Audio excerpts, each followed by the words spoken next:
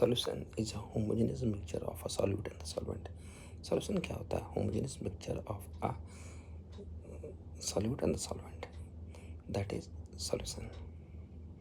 Solute is the substance which is present in smaller quantity, whereas the solvent is present in larger quantity.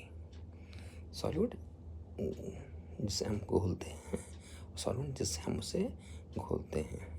जिससे घोलना है that is solute, and जिसमें घोलना है उसे that is called the solvent.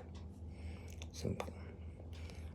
Concentration of a solution, किसी हमको अब पता करना है कि कितना चीनी हमने कितने पानी में घोला है, तो there are different way of expressing the concentration of solution.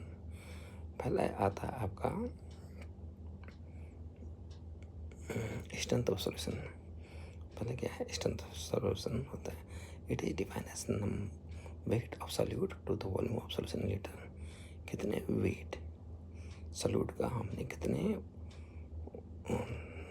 Litre solution में डाला, that is called the strength of solution. और the weight of solute dissolve in 100 gram of the solvent, that is called, उसमें litre solution आ जाएगा, नीचे आ जाएगा gram of the 100 gram of the solvent. This is strength. Second is molarity. क्या होता है molarity?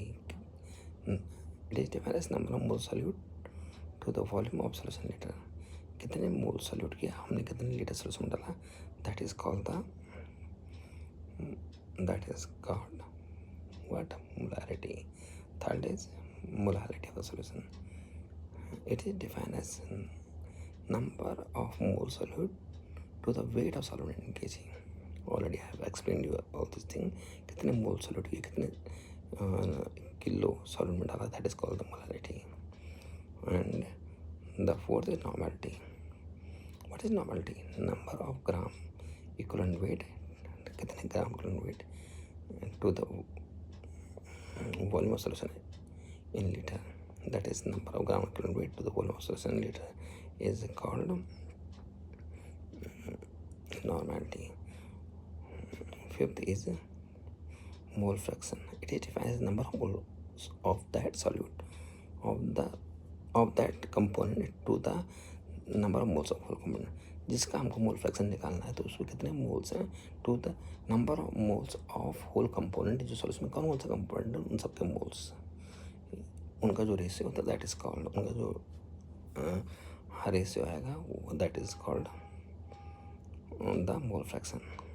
It is simply mole fraction. It is defined as the number of moles of that component to the number of moles of whole component, that is called the mole fraction. One topic is very important.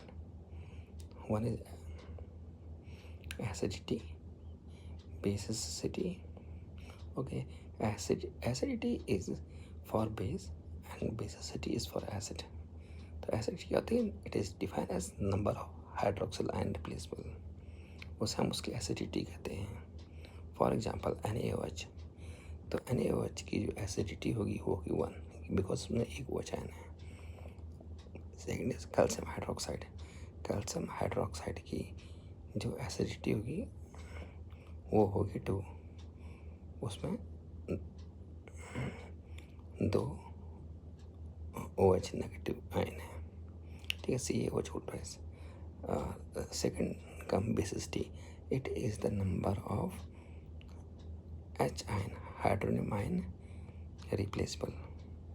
For example of HCl, it's 1 HCl. तो जब टूटेगा तो क्या देगा? H positive negative. और दूसरा होगा sulphuric acid H2SO4 की, इसमें it will give 2 H positive. तो उसमें सल्फ्यूरिक एसिड की जो बेसिसिटी होगी वो होगी 2.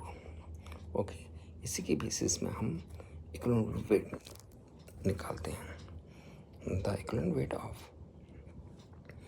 equivalent weight of acid is molecular weight upon its basicity. For example, the equivalent weight of sulfuric acid is, molecular weight of sulfuric acid क्या होता है? 98, एंड उसका जो basicity होती है 2, तो it's 49.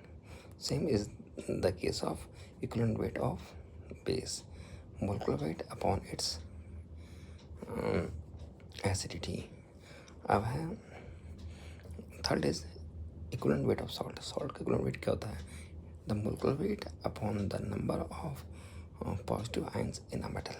मेटल में कितने पॉजिटिव आयंस हैं एन क्या उसकी वैलेंसी क्या मेटल की, जैसे Na 1 हो गया, Ca 2 हो गया, तो उससे वो मोलिकुलर वेट से वो डिवाइड हो जाएगा.